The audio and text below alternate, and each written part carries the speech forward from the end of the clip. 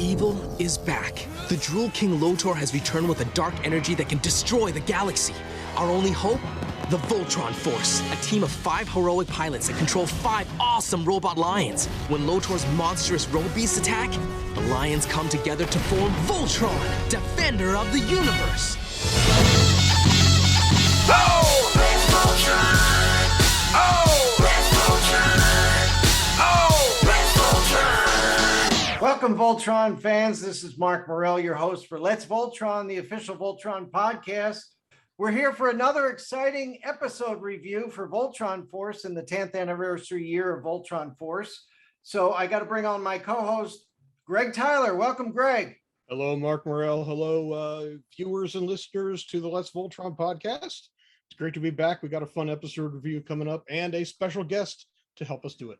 Yes, I want to bring back this special guest now. Okay, we've had this person on the podcast several times, hasn't been on the podcast for about a year now. So bringing back Shannon Muir. Welcome, Shannon. Glad to be back. Always love doing this stuff with you guys. You're right, this is the first time I've been on in full. You did have the excerpt from me in the Ted Kopler tribute. Thank you guys for letting me be a part of that. It meant a great deal to me. A real quick background for people who may not have caught a lot of the podcasts. One reason I really asked to do a Voltron Force review is 10 years ago, I was actually an employee for a different division of Nickelodeon. And of course, they were handling the show. And I was kind of in an awkward position as a fan going, I want to keep up on the show, but I was over in the Virtual Worlds division, which has since been sold. And there was a part of me going, is this going to ever come down the pike to get developed into something? Should I stay away? Should I stay close? That kind of thing. So I really didn't see all the episodes until the last 6 months. I finally decided, I want to come at it with a fresh eye and really be able to judge it fairly. Yeah. And by the time I was done, I asked Marc and Greg, hey, you know what? I always come on these episodes and I'm like, I know all the stuff. I'd like to actually come in and review an episode where I don't know as much and maybe we can talk through it together. Yeah. And you guys were cool enough to say yes. Hey, we know that you're cool enough and fun enough to hang out with. We're always glad to have you on. So thanks for joining us. Right. So not in terms of catching up, not too much has changed since last year. I'm still working from home. What's in an interesting side note is my husband is actually working in animation right now. Kevin Broden, we've mentioned him before.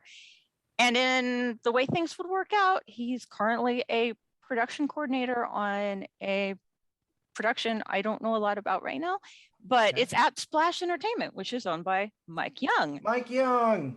Yes. That is awesome.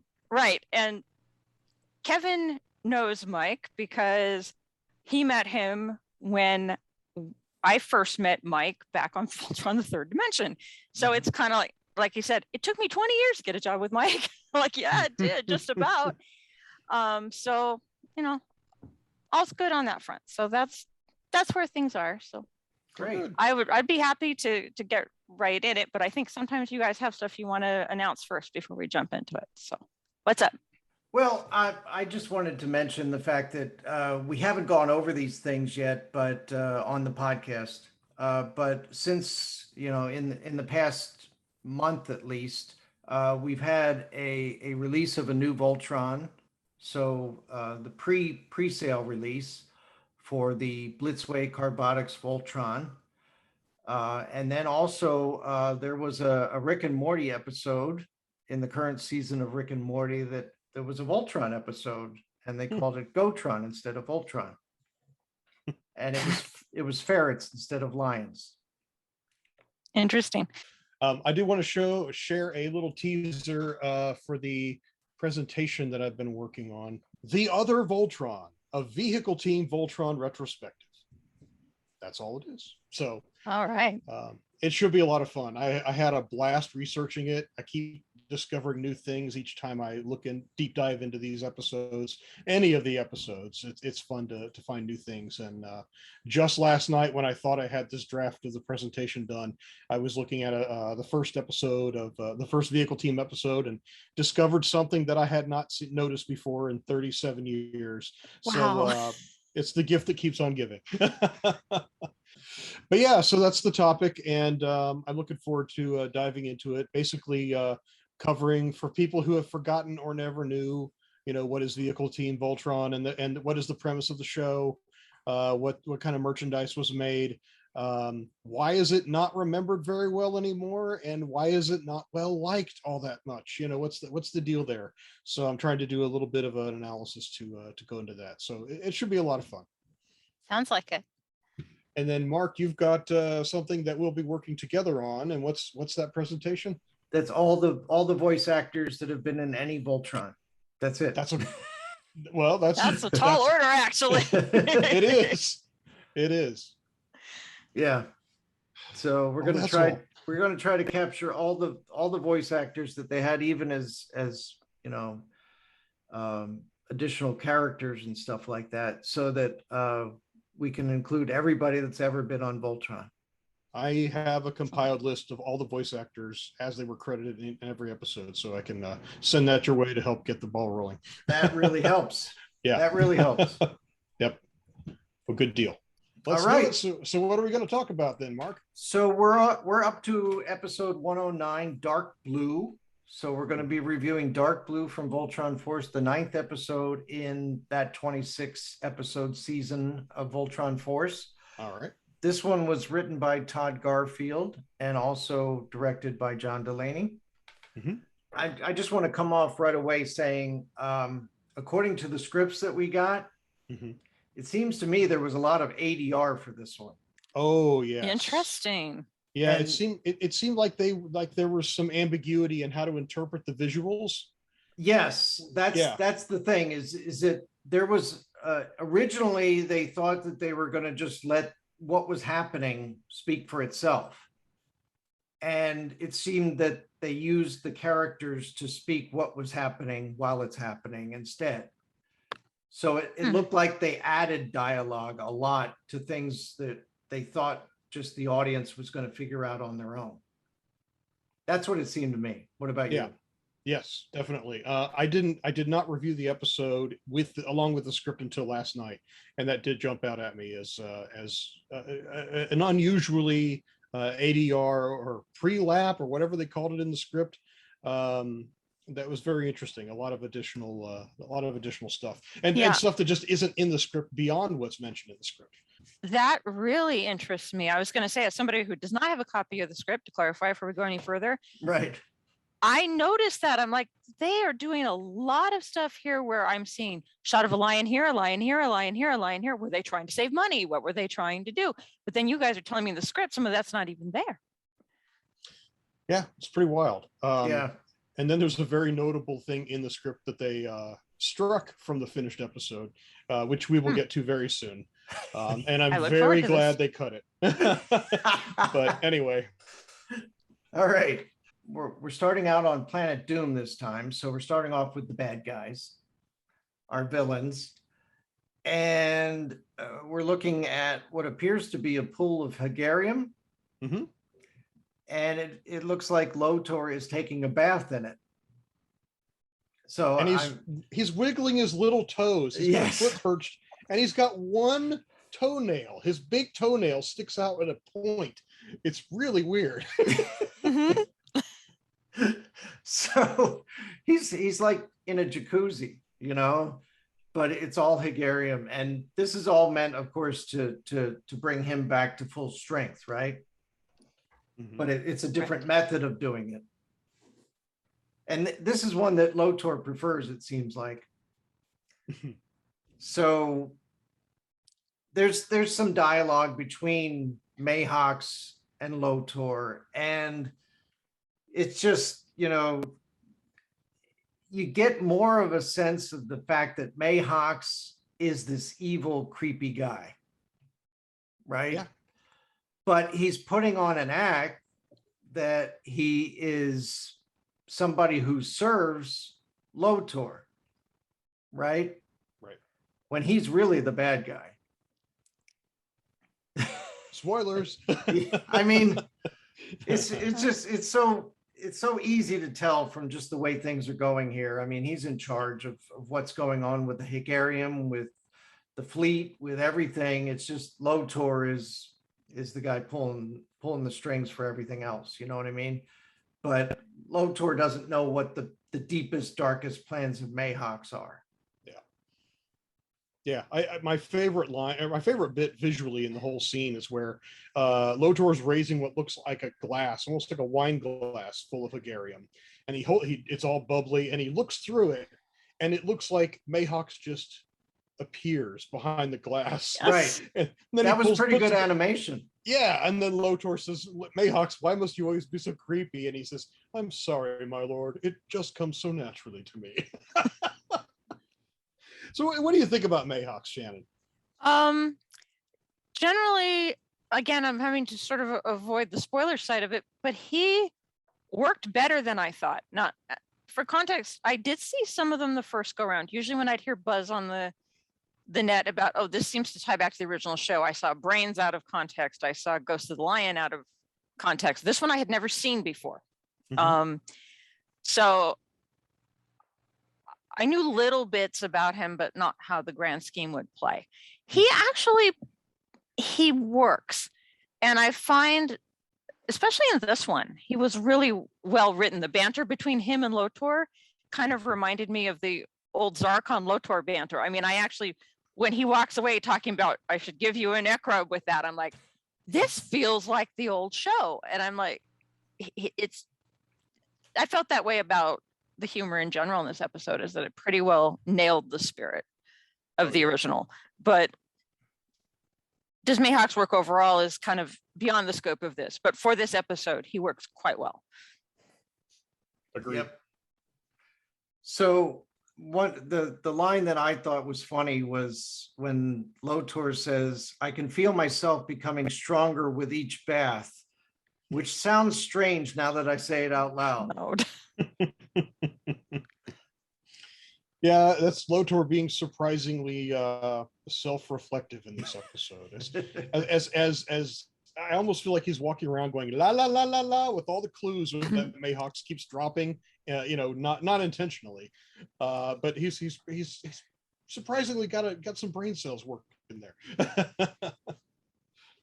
So the gist of it is that the Hegarium baths are not very efficient use of the Hegarium, and they're going to need a lot more Hegarium. Right. And of course, Lotor wants to make sure that, Mayhawks puts his needs first. But based on that, they're going to have to get a lot more Hegarium. So that's the reason why other events that happen in this episode, it's all about this big thing of Hegarium, this big shipment of Hegarium that they're going after. Yep. And so that scene between Lotor and Mayhawks wraps up the teaser. Right. And then we do the opening title sequence, and then we get into Act 1. Yep. Okay. So now we're in the Castle of Lions, and Vince is sleeping in, I guess, the top bunk in the room that he shares with Daniel.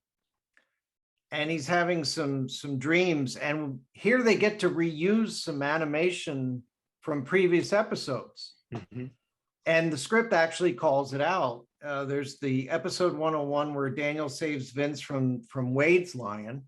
And then episode 105 where Larmina's grabbing Vince to keep him from falling off the crane. And then from episode 107, Daniel and Larmina both saving Vince from the Krell sheet. And he's having these flashback dreams, I guess, because he's feeling like everybody has to save him all the time. Yeah. And he can't do this on his own. And he doesn't feel as powerful as the others because of that. I love that there's a character in the cast who has some self-doubt. Oh, absolutely. And I think in a lot of ways, he's the most human character in the entire show. In certain respects, you know what I mean? Because he comes across as a, and now he's got these amazing powers, but he's still very down to earth and you know, has the self-doubt and has to grow into that role that he was seemingly destined to fill. I mean, I'm going to say this, potentially some people might find it controversial, but having watched all 26, in the beginning, it feels like it should be Daniel's arc. I think it's Vince's arc. I really do. Because he was the one I was invested in wanting to follow. And Daniel, for me, he was kind of a combination of Keith and Lance. I think too, that's like, he was something we'd seen before, where Vince wasn't, for all the reasons that Greg just outlined. So he was the one I wanted to follow. Mm-hmm. Yeah. I don't know if that's what they intended, but that's how I wound up watching it. Well, the key here is that I think Vince is an amalgamation of all of the Voltron Force. Mm-hmm. And I can see that. he has a little bit of everybody's talents all wrapped up into him. It's an interesting perspective. At I like that times- you said amalgamation and not amalgamus. Right. I thought it too. Right. But it reminds me of the fact that, you know, every so often he'll act like Daniel. Every so often he'll act like Larmina. Every so often you'll see a little bit of Keith or Lance or Laura or Pidge or Hunk in him, you know, and you just have to catch him at the right moment. But the fact that he basically can connect to Voltron, he can connect to everything electronic and all that kind of stuff. And we never really got into how deep his powers go because we never saw a second season. Arg. Yes. Exactly. All right, so let's move on here. So he gets out of bed and he goes down to, I guess, Alfor's tomb to think. Yeah, it looked like it from the background, and we know that he could get access to there versus other places to be able to easier get away from people. Right. So that was how I read it too, even though we never actually see Alfor show up. So, but he has a little audience in a few space mice. yep. And as he's talking to them, then all of a sudden Alora shows up. And she couldn't sleep either. And there's a part here where she asks him, are you having trouble sleeping? What's got your brain running, right? And he says it's sort of embarrassing.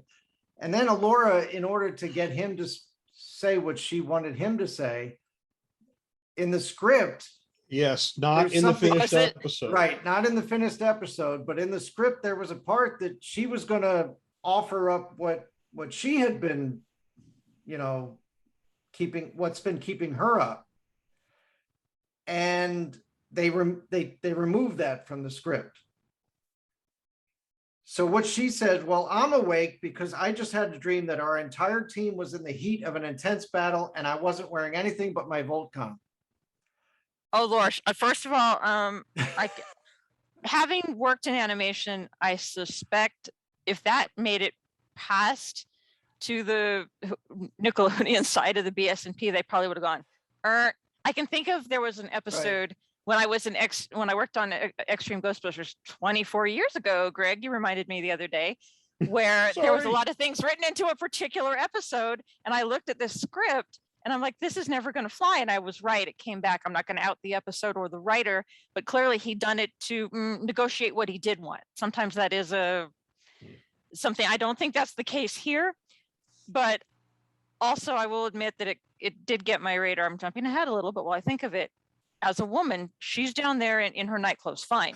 But when they go up in the next scene, she's still in her night clothes. And I'm like, okay, so you're really cool just hanging around the guys like that. Okay, we've come a long way. Because it used to be when she showed up in her nightgown that everything went to craziness. Yeah. So sorry, I had to put that side comment in. That's okay. Yeah. I assume it's because Corinne and Nanny aren't around any longer. But Yep. who knows? Yeah. So it reminded me of Bull Durham. I don't know if you guys have seen Bull Durham or not.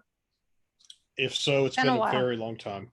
At one point, Nuke reveals to Crash that he was having a bad dream. It was where he was playing baseball naked. Hmm. And Crash says, "Yeah, I have that dream all the time." I keep thinking. Go ahead, Greg. I was just thinking. I keep thinking of that Defender of the Universe episode. I don't remember the title off the top of my head. Where the Voltron Force is hanging out in the water. They're swimming, and Allura comes out in a bikini, jumps into the water, pops after her top rises to the surface, and it's like there's no way that would fly today. Absolutely not. And that's where I was going to go with where you're talking about the cut line. Is that it's coming out of the mouth of, well, not the only female character we have, Armina, but in a show that's primarily geared for boys. They clearly said it was 6 to 11, and it's coming out of a female character's mouth.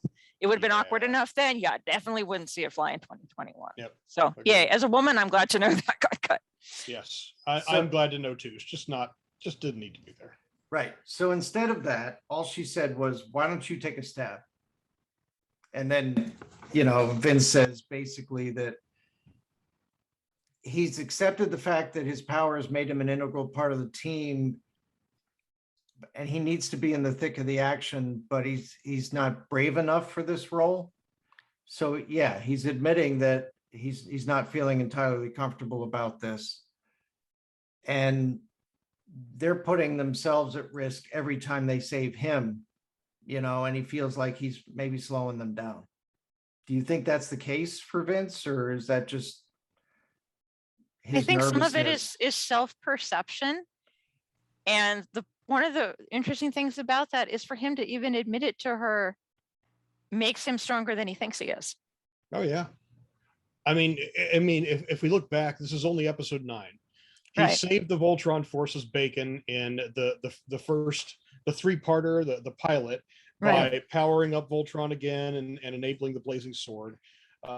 He's the one who grabbed the Hegarium sample when the cadets went to Planet Doom. He helped Daniel unlock the speed boost with the Voltron, and He took the picture of the eye. Took a picture. Yeah, I mean, he has not been sitting on his laurels. He's been a very busy and helpful key asset to the team. So yeah. Right. So basically, she tells him that we're a team, and we make each other stronger. Nobody needs to act alone. So that's basically what it comes down to. And then Pidge calls him on her wrist communicator. Mm-hmm. That was a wrist communicator, right? That was the VoltCom, I think. No, it was too small to be the VoltCom. Yeah. I thought model-wise. This is the question to me, because remember, I haven't seen them all. It just looked like a watch. Yes, but they've worn them on their wrist before. It may have been called, if it was called that in the script, then that maybe was the intent. And I don't remember what they called it in the script. But the VoltCom was shown in multiple episodes where it's just the size of like a swatch or a wristwatch. And then it can expand into the gauntlet that you normally see. Actually, I got the wrong arm, the right arm. Yeah, it's not unheard of to have. Because you remember the very what was it, the first episode when we saw Keith for the first time, and he was fighting on the beach, on the virtual beach. Yeah, and you saw the thing expand from just a little wrist thing into the full VoltCom. Yeah, that's why I'm thinking that's what that was. Let's see here. It just says VoltCom, OS on VoltCom. Yeah, so then she had it was for VoltCom then. So yeah, it's just we just didn't see them that way as much. You call it episode 1, and then I was thinking, most of the time when we see them, they're expanded. So it does take that conscious. Oh yeah. But it is, and this show isn't, strong, highly serialized. So it is one of those deals where you'd kind of expect to see it presented as the VoltCom later, just to remind people, oh yeah, the thing is the VoltCom. But I guess they didn't. And there was something else I wanted to mention, but I forgot. This not a big deal. So Pidge calls her up to the control room. She gets there, and he talks about how he's detecting a large shipment of Hegarium headed towards Planet Doom. Mm-hmm. And so they basically agree that they would like to intercept them, and they can do it near Poseidus, which is the name of a planet in that area. And Lance says, sounds like a plan. Should we bring the cadets along? And then Allura says, let's let them sleep this one out, right? But then Vince shows up, you know, and both Vince and Allura are still in their night clothes, whereas everybody else is in their regular clothes. And Vince says, I need to come on this mission with you because it involves Hegarium, and what happens if something goes wrong? How are you going to combat it without me there? So in that case, he's feeling very, you know, strong about his abilities, right? Yeah, but it also seems like a justification, because it seems like he has a plan to try to do something more. We don't know that for sure yet, but in hindsight, it feels like he's kind of setting them up to bring him along so he can be a little bit more action-y than he normally is. Right. Yeah, So- based on some stuff he'll do in some subsequent scenes, I would concur with Greg that he's thinking definitely along those lines, even if he's not overtly saying it. And also there's that obligatory, well, as much as he's doubting himself, it's like, if they go out there and I don't go with them and something goes wrong, it'll be all my fault again. Right. So there's Fair also point. that. Yeah. So they agree that he's going to ride with Pidge. And then here's the thing that happens that was in the script, but not in the show. And that was where Allura said, we should probably change. Yeah, in fact, referring to their clothes. Yeah, in fact, Pidge says, and this is in the finished episode, you can ride with me to Vince, and then say, if it's okay with you, Princess. And the script says, Allura gives Vince a long look, which happens in the episode. Then she says her line, we should probably change. That long look out of context doesn't really make much sense. Right. I wondered why it was there. So Yeah. She's looking at what they're wearing and saying, yeah, we should probably change. Yeah. Which then also tells me from a model perspective that having her and Vince in the clothes they were in was not a faux pas in, say, the storyboard or something, which actually did happen to us. Sorry, I'm digressing, but it did happen to us with the Darkness at Noon pilot. If you've ever watched part 1, this is Extreme Ghostbusters again. Kylie has on one outfit for most of the 2 episodes, except for one scene in episode 1, because we added that scene toward the end. And the dress that they would change her into for the rest of the series was the model pack that particular artist was given. And so he drew her in the dress for that scene only. And we looked at it and we're like, oh, crud. And then I said, she's just there at home that one night looking at this piece of tech. And the next day she'd go back out in the other outfit. No one's the wiser, no big deal. But when I saw this one, I was like, what's the point? Was there a mistake? Well, there clearly wasn't. There was a logic, and then they decided to remove the logic. So this is actually very informative for me. Okay. Yeah, it's weird, isn't it? Yeah. Okay, so we see the Lions arriving to find what they call a Goliath tanker vessel with a convoy of Drool fighter ships. The Lions keep their distance as they approach. You can see Poseidus is visible in the not too distant background. It's an entirely blue planet. Foreshadowing of events to come. Right. Yes, and because again, I've been looking at the vehicle team episodes again lately. We never hear officially in the episodes what the home world of Crick is from the C team and his fellow a lady of the same species, Cinda from the land team. We never hear that their home world ever spelled out in dialogue, although it is suggested elsewhere. They're from a planet called Hydra. But in the show, they call it a water world. And I have to wonder if it looks anything like this blue ball. Who knows? Okay.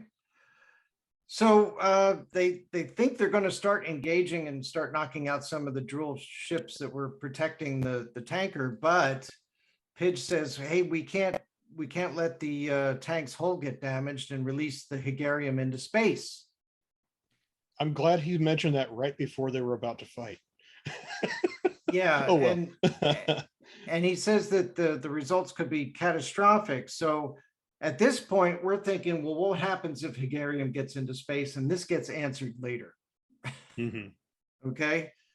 So Keith actually gets on the comm and says, hey, we'd like to negotiate a peaceful surrender of your vessel's cargo. Like they're going to go along with that. Mhm. But I'm being really nice about it. Mhm. Why wouldn't you do it? It must be standard garrison rules and regs. He has to try it first because it's like, yeah, really? I gotta say, the response from Commander Cossack is surprisingly witty. I mean, he comes across as usually in Voltron Force as being really thick, really dense, and humor and everything and irony is lost on him. But here he gets it. And what does he say, Mark? He says, Commander, with all due respect from one fleet leader to another. And Lance interrupts him and says, hey, Keith, I respect you. Yeah, basically Cossack opens fire and blasts the Black Lion. I mean, I love that. And Black Lion, is no pushover, right? No. So Keith didn't even feel like he felt the effects of that one. You know what I mean? It was a pretty good shot, but it's Black Lion. Right. So Now, I just wanted to say on a side note, because you were talking about how Cossack is played here in Voltron Force. I find him slightly more intelligent than he was in the later episodes that were made in Defender of the Universe. Oh yeah. And I actually like it. It's like he's on par enough that he's Cossack, but he makes sense for Cossack, 6 years later. I know you can debate whether they're continuations in the same universe or not, but if you talk about the spiritual essence of Cossack moving forward, he works for me. Yeah, I think he went to space correspondence school and got a clue. But he in Mayhawk's mind, he's still dumb as dirt. True. So anyway, the Drool fighters start firing on the Lions and then they engage. Remember not to damage the tanker. We need to disable the Drool ships without firing our weapons, right? So what do they use if they don't have weapons? Claws and jaws. That's what Hunk says. Of course, there's still weapons, but Yellow's hungry. Yeah. So I love Hunk. So they're just grabbing them and throwing them around, basically. Yep. And so Commander Cossack starts talking to Mayhawks. And he says, they've located us. We won't be able to hold them off much longer. And then Mayhawk says, I'd call you an incompetent fool, but there's really no need to kick you while you're down, Commander Cossack. And he says, I appreciate that, sir. As long as you know it's implied. He says, initiate our contingency plan so that the cargo isn't a total waste. So the contingency plan is what?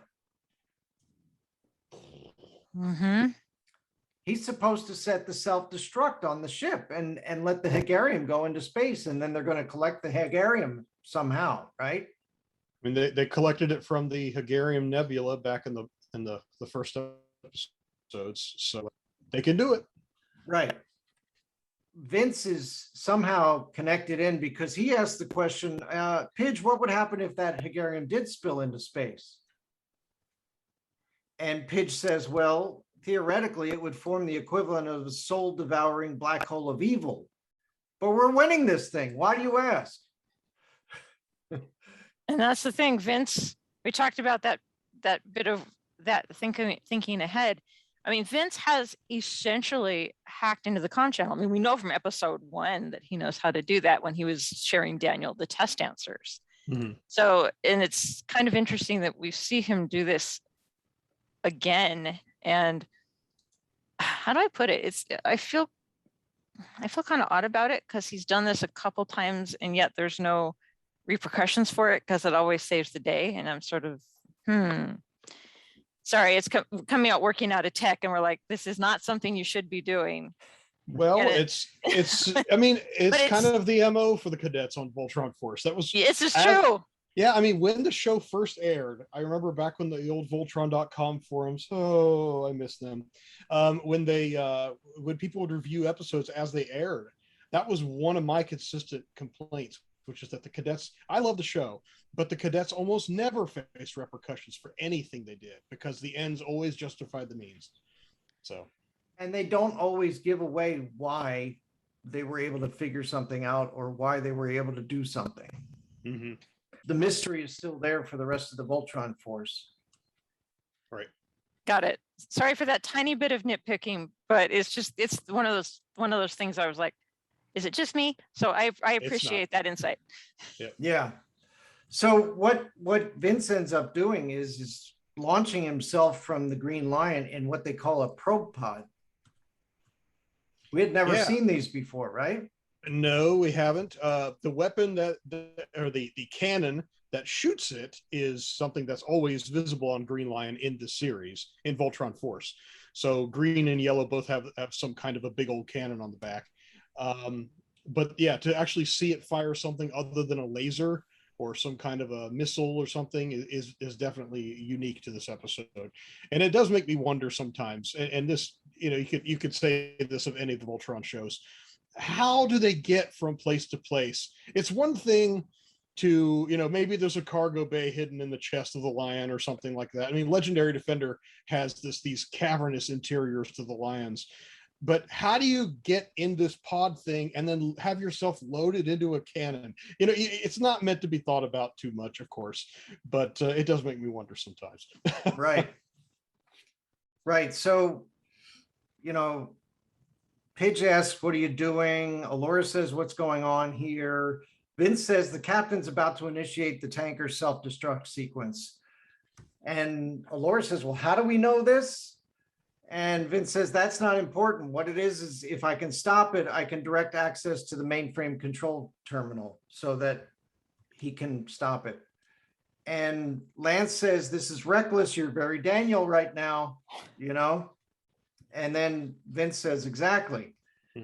So he does say when he gets there into their ship, I hope all your systems on this are easy to control.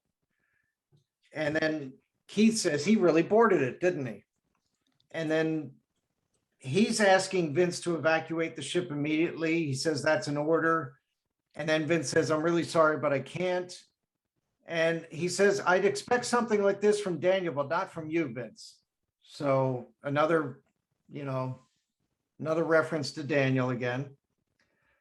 And the funny thing is that they removed a line from Lance where he would have said, we already covered that about talking about Daniel. Yeah. But they didn't say that. Allura tells him to get out of there. Basically, he gets to the command control center and he's trying to get it to work. And he says, I almost got it. And then things start blowing up, right? And that's the end of Act 1. And they think he got blown up, right? Yeah. Correct. So at the beginning of Act 2, Keith says, just to assure everybody, Vince is still inside that thing. And Allura says, this is all my fault. I should have never allowed him to come on this mission. I can't believe. And then Vince says, guys, I'm all right. So immediately at the beginning of Act 2, we're okay. Okay. All right. Vince is all right. So basically, they're still telling him to evacuate, but he says, if I can stop these explosions before the 4th bomb goes off, it won't breach the tanker. And he just needs a few more minutes. And then Pidge finds out, yeah, he actually has to do that or else, there's no time to save him from the tanker. So basically, you start hearing the self-destruction activated and it counts down from 10 to 1. Mm-hmm. And by the time it gets to 1, I mean, he's touching all kinds of buttons and everything. And so is there anything that we want to say about this before we talk about what happens? No, other than the tension is rising and rising for Vince because he has no idea what to do. Right. Yeah. And then at the very end, right before it hits 1, self-destruct mode deactivated. Mhm. And then Pidge says, Vince, you did it. And then he basically talked to the computer with his brain, right? Yeah, tapped into it. the little tendrils grew out of his VoltCom, and all of a sudden he was. Am I in the right shot, or did I go Yes. ahead? No, I that's thought so. right.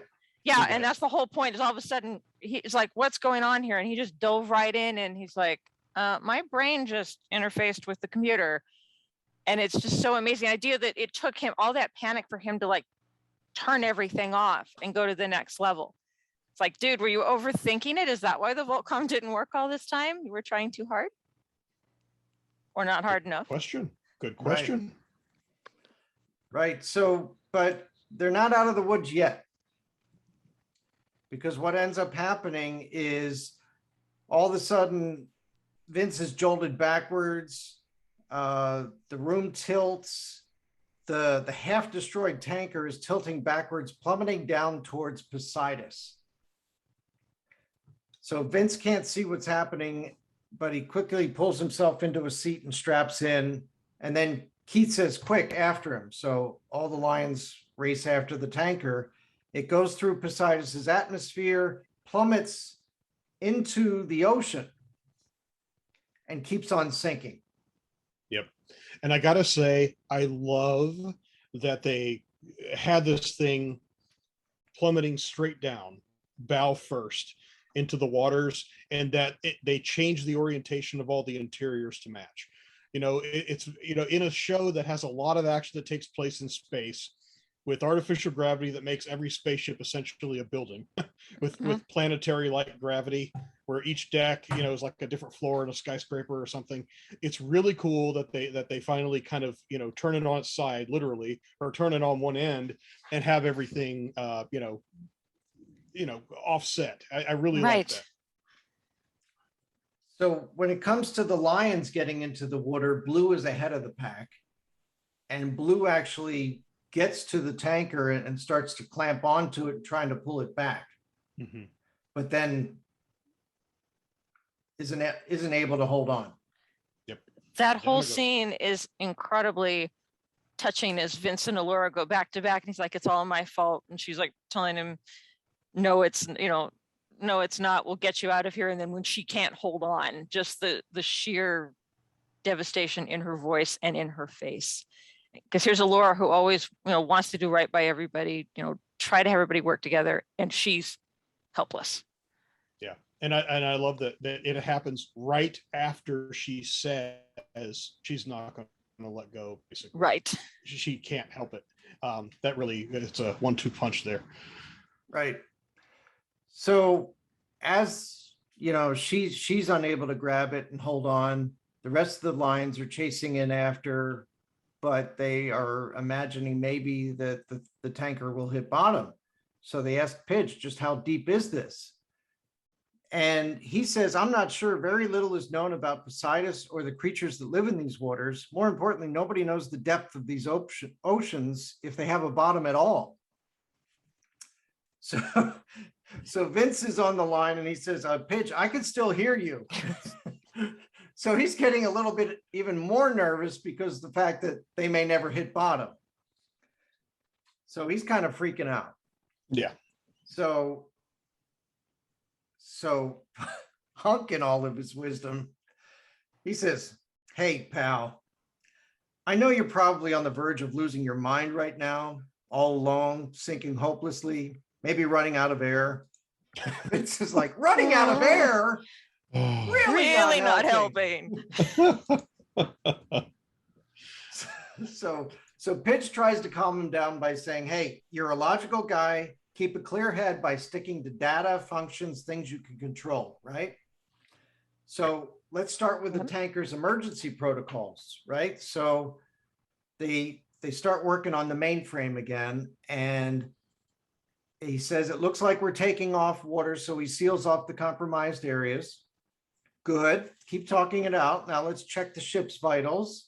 So they start looking at leaking air, mixed pressurizations, and on the verge of imploding. Okay, data not keeping me calm. Mhm. So then they start losing communication with Pidge and the Lions. So, okay, so now he's starting to hear some freaky sounds. He just decides that he's going to keep talking to Pidge like Pidge was still there. And that's of course a great conceit for the viewer to understand what's going on in Pidge's head or Vince's head as well.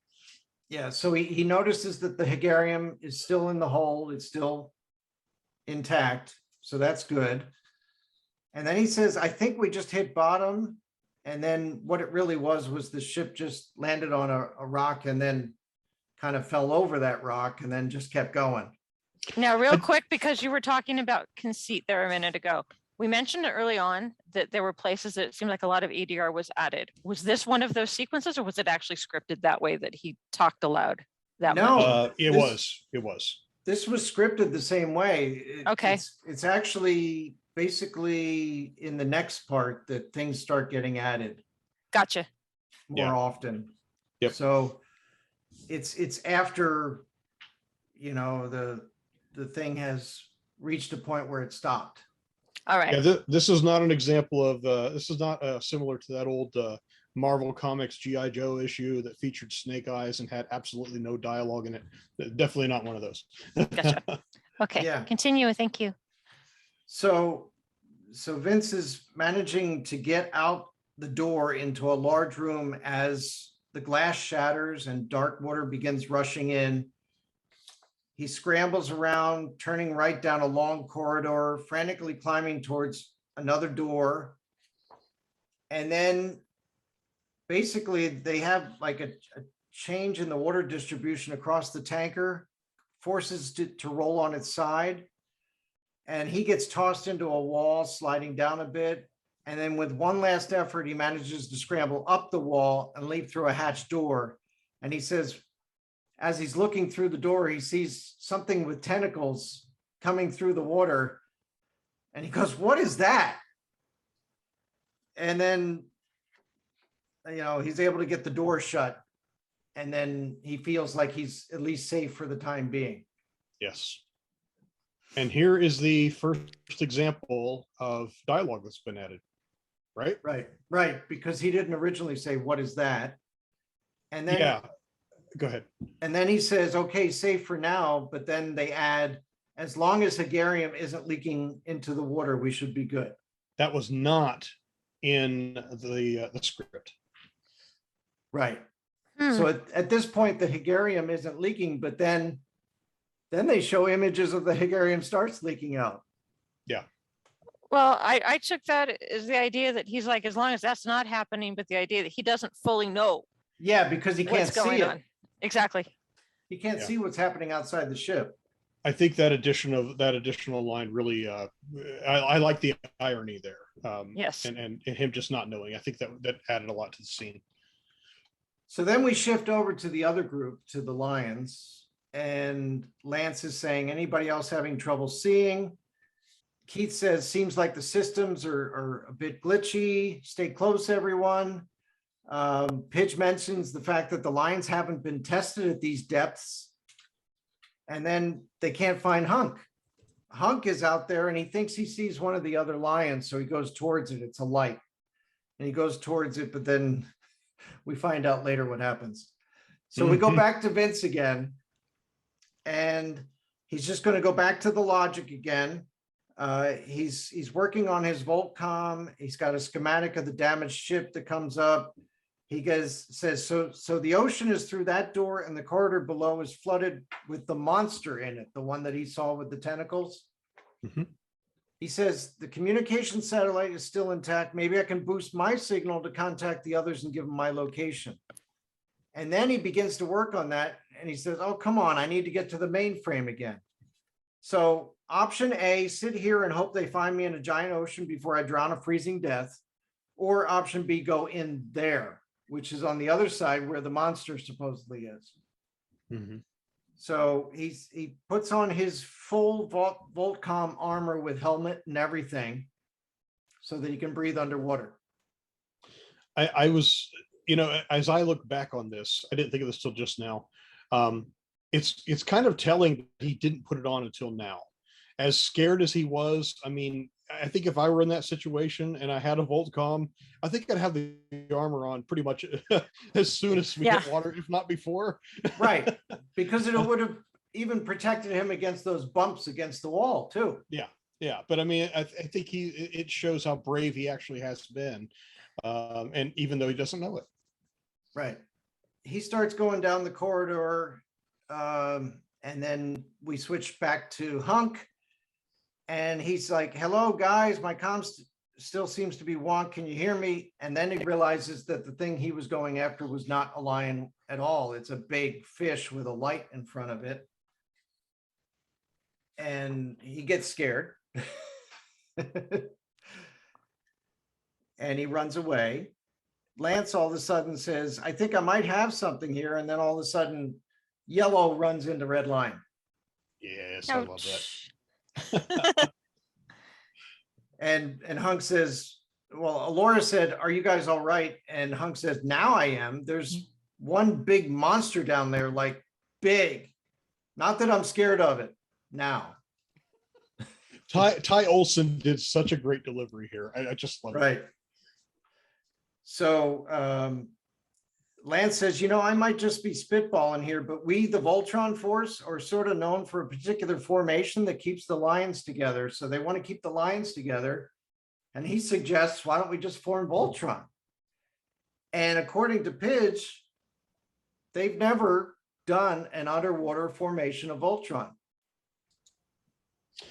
Has that ever been done in the original series? I don't remember.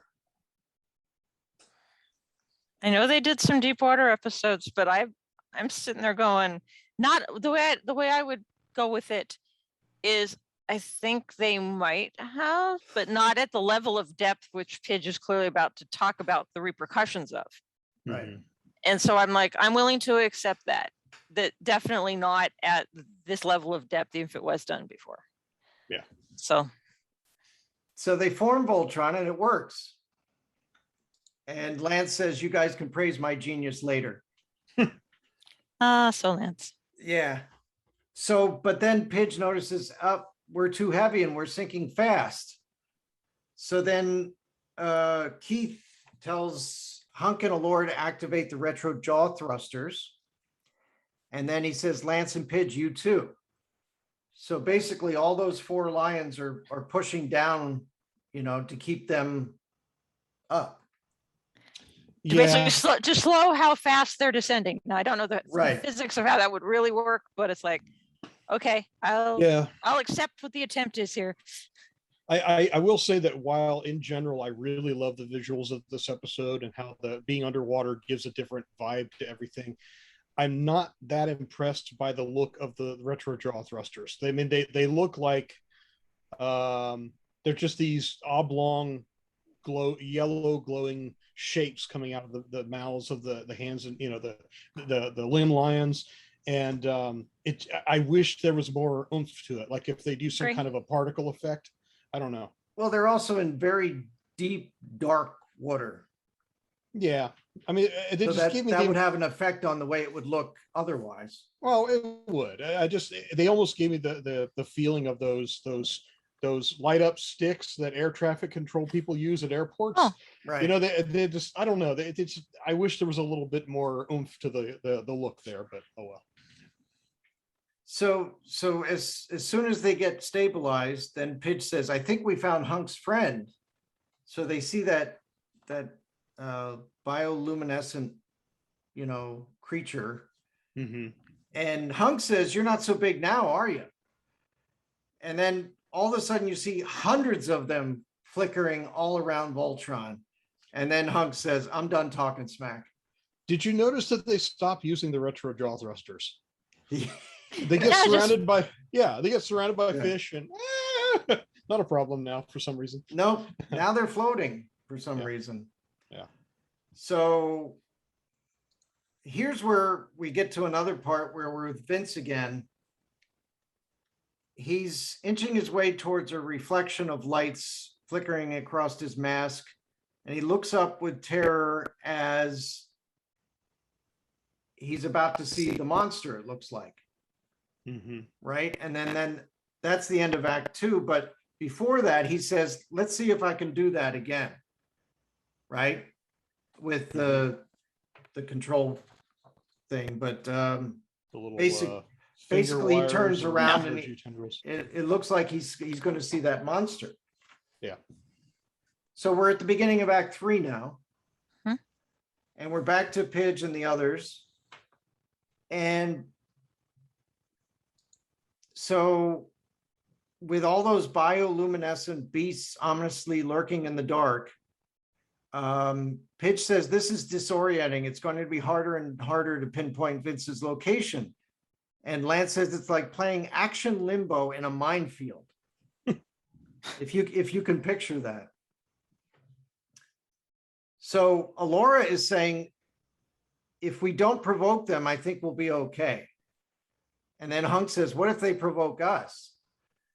And Pidge says, let them sniff us out. They're just curious.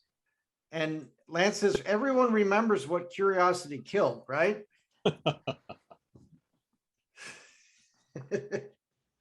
What did it kill?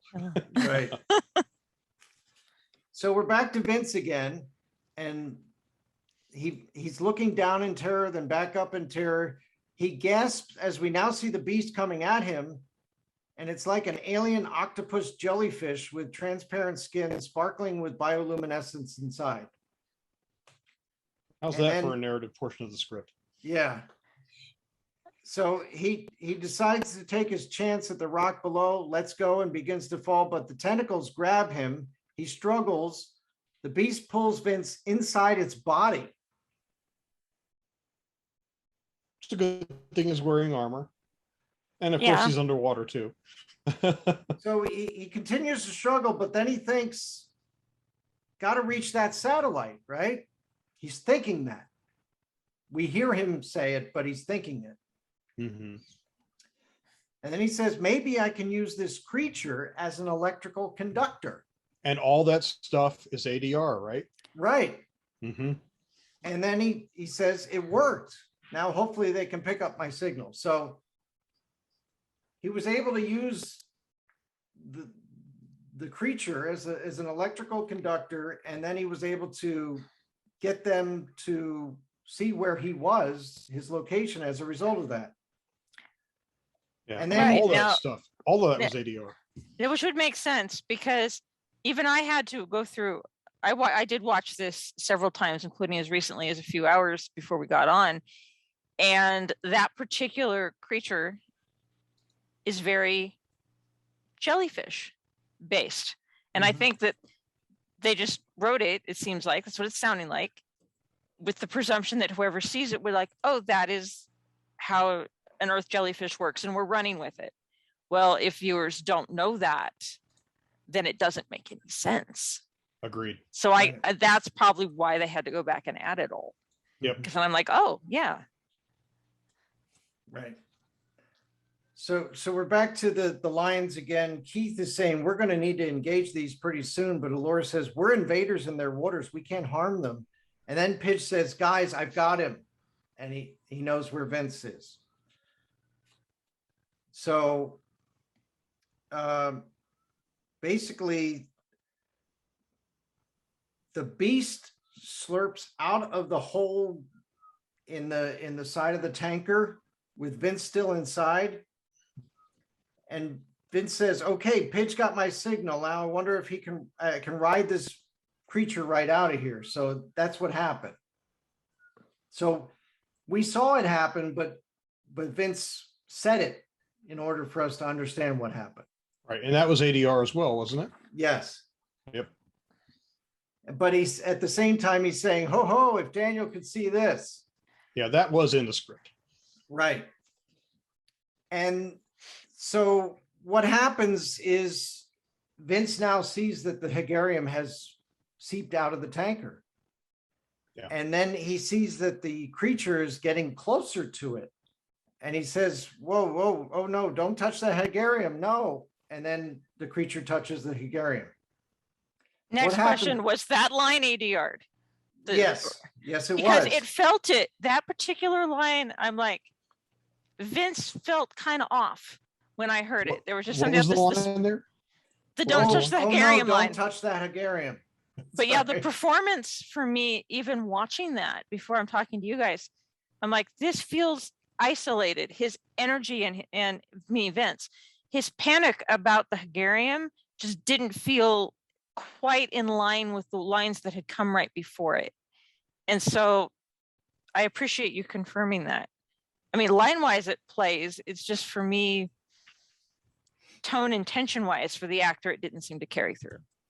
Yeah, so with the creature now having touched the Hegarium, the beast turns aggressive, spitting out Vince, who quickly grabs onto a tentacle before dropping into the abyss. He immediately grabs his head with the other hand, screaming in pain. Ah, the pressure. And then the infected beast is thrashing, trying to knock him loose.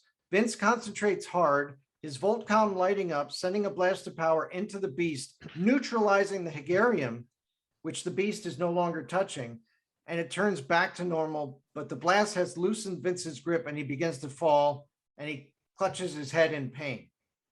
I don't remember that being obvious in the finished episode.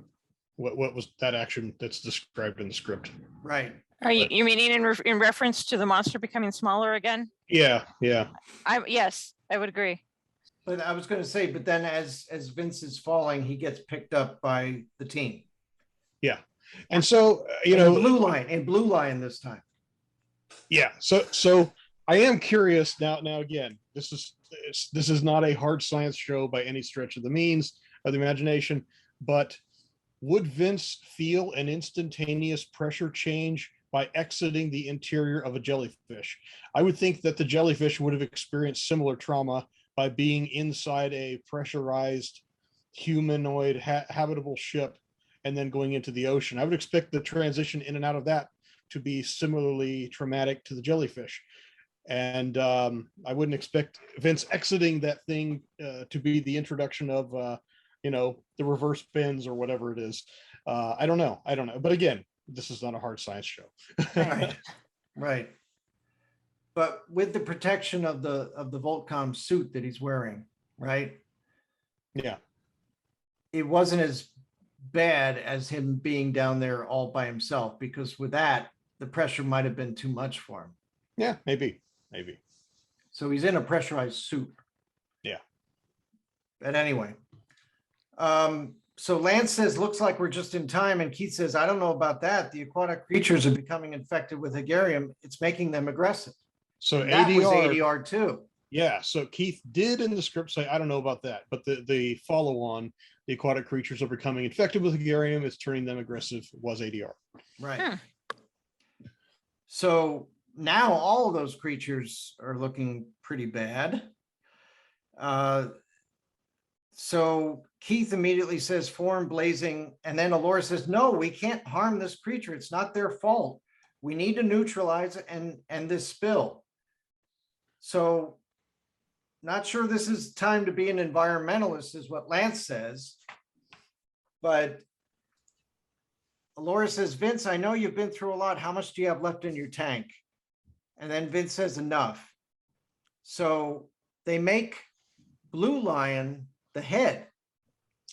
Yes, and the line where Keith says form blue center was not in the script. So again, making it much more obvious that this is a deliberate thing they're doing. It didn't just happen on a lark. Right. So Vince says, you're the head, show us what you can do. And Allura says, with your help. And then so they form a double-sided trident. And there's a split screen, isn't there? I don't remember the visual here. Okay. The script But- says so, but yeah. Allura says, very Poseidon, or is it Neptune? And then Pidge says, technically they're quite similar, but one's Greek and the other's Roman. However, consider the planet we're on. And everybody says, not now, Pidge. Oh, yeah, it's very classic. Oh, the setup you're talking about is actually, I think her line is voiceover over the lines, an exterior in the water, and then it's just Pidge, and then the other three faces, which are Lance, Keith, and Alora, come in surrounding Pidge's with a "not now, Pidge," which Right. is so original show. It was Yeah. like, yes, nailed it. So Keith says, let's freeze these fish. Which is ADR. Yeah.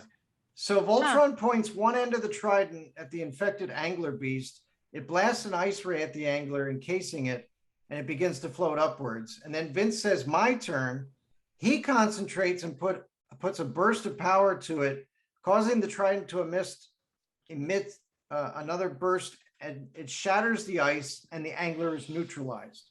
Now, again, ADR, Vince saying my turn is in the script, but ADR onto that, they probably re-recorded the whole thing, the whole line. He says, I'll heal them with my power. He flat out specifies he's going to use his power to heal them, not in the script. And then Keith's follow-on line is also ADR. Yep. It worked. So Lance says, very cool, guys, but I think we need to think bigger. So now they're talking about the Hegarium.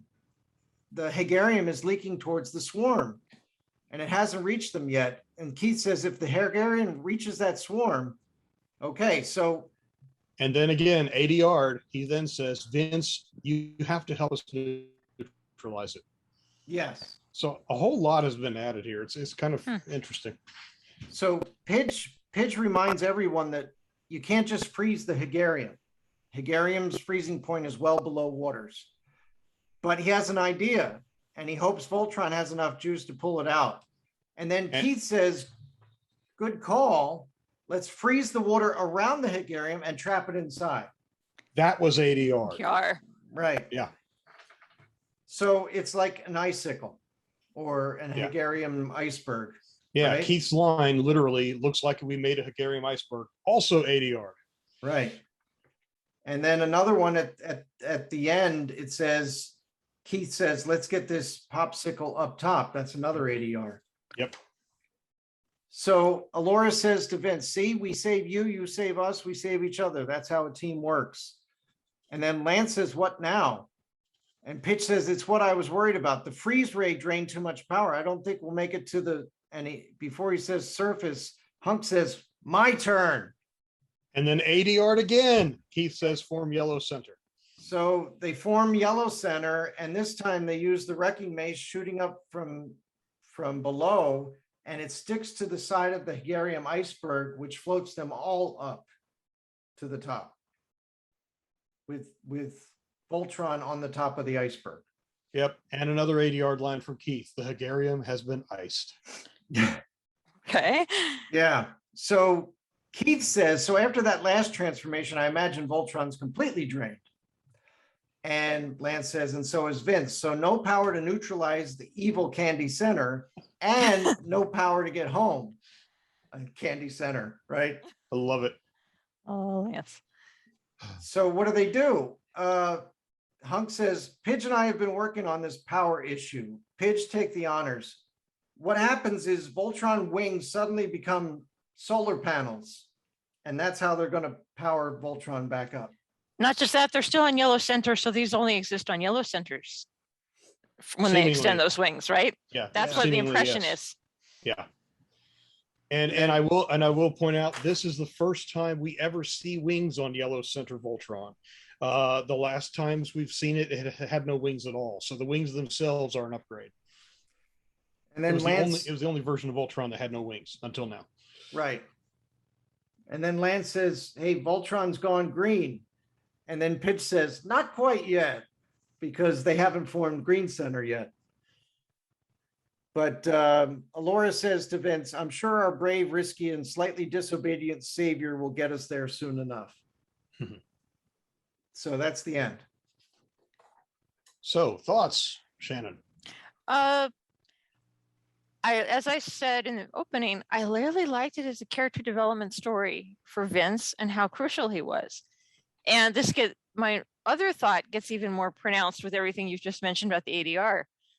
From pretty much Vince getting out of the ship to the end of the episode seemed incredibly rushed to me. Like boom, boom, boom, boom.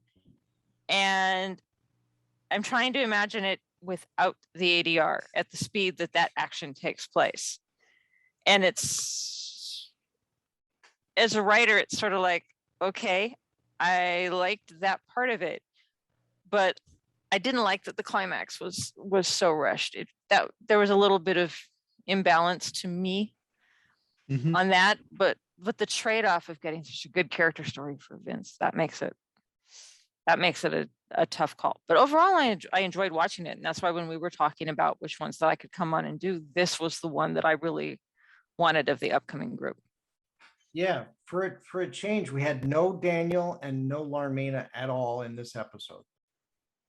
Yeah, they're still in the credits, and I think it's probably because of whatever snippets they might have pulled from the flashback episodes. Oh yeah, but otherwise they don't appear. Right. So good stuff. Mark, what do you think of the episode? So I like, a lot of it's underwater, and of course, Blue Line strengths are in the water. So I would have liked to have seen, a little bit more, like the last time when we had form Red Center, right?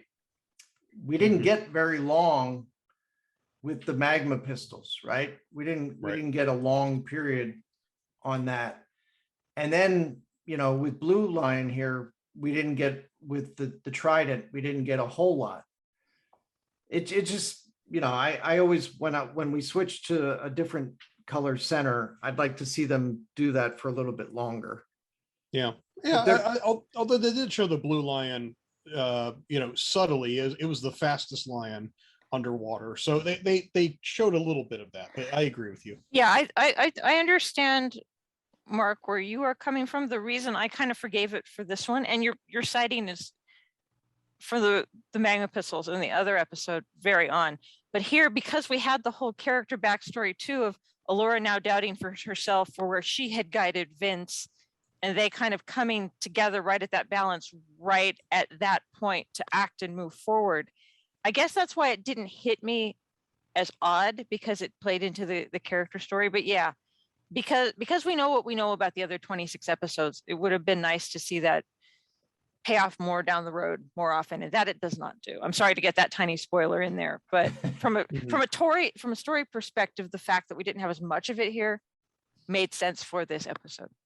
Right. Yep. I really enjoyed this episode.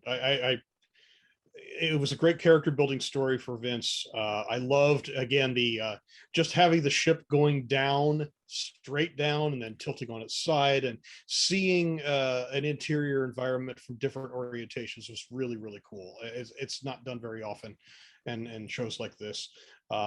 Anything underwater gives everything a different look and feel. I'm sorry, what you're saying? No, I was just basically going to agree with you in the fact that it gave a whole new set of additional variables for Vince to deal with, because he was having to do all the ups and downs. And from a storyboard perspective, how does he close the doors? How does that affect what he's doing? From a visual perspective, I really felt that worked. Yeah, I mean, given that these are 2D backgrounds and 2D animated characters, every time you change orientation, unless you're very, very careful in how you execute these backgrounds so that you can reuse them in different orientations, you're potentially creating entirely new backgrounds based on the orientation that you're in. That is right. So, yeah, really well done. Yeah, and Vince makes several bold moves in order to save the team in this one. Yeah. And then some bold moves to get him out of there so that they can save him. Go Vince. Yeah. So, based on what happens here, what happens to that Hegarian icicle?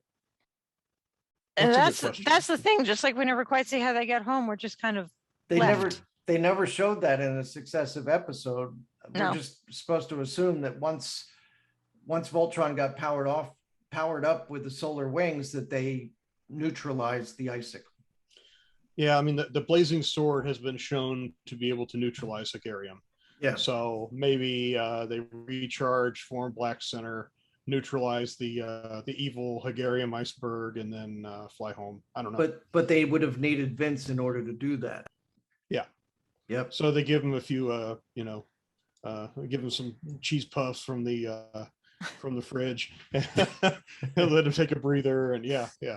Yeah. So, after that, we go into a completely different episode after this. I believe it's Wanted and Unwanted. Wanted and correct? Unwanted. That's correct. Oh yeah. Talk about a tonal shift. Wow. Yeah. Great episode. Enjoyed chatting about it with both of you. Yeah. Thanks for You guys- joining us, Shannon. Thank you. You taught me so much by me being able to ask you things in this context. And even though like I said, I've watched the entire series through once, and a couple of them like this one more than once, I didn't have that deep kind of understanding. So to be able to just banter with you off the cuff and go, what do you think about this or something? A couple of things I said tonight dawned on me as we were talking. It was great. I loved getting to do it again. Thank you. Yeah. Well, let's do it again sometime. Okay. Absolutely. And let's definitely give a tip of the hat and a thank you to World Events Productions, to Tiffany over at WEP for allowing Mark and me to dive into the scripts and get a little deeper insight into the show. So thank you, WEP. Thank you. Yes. So with that, we'll talk about the fact that we will be doing another episode review of Wanted and Unwanted, and we might get that in before we go to VoltCon. Yeah, we'll see. Okay. Yep. Anything's possible. So we'll see you all next time on Let's Voltron. Let's go.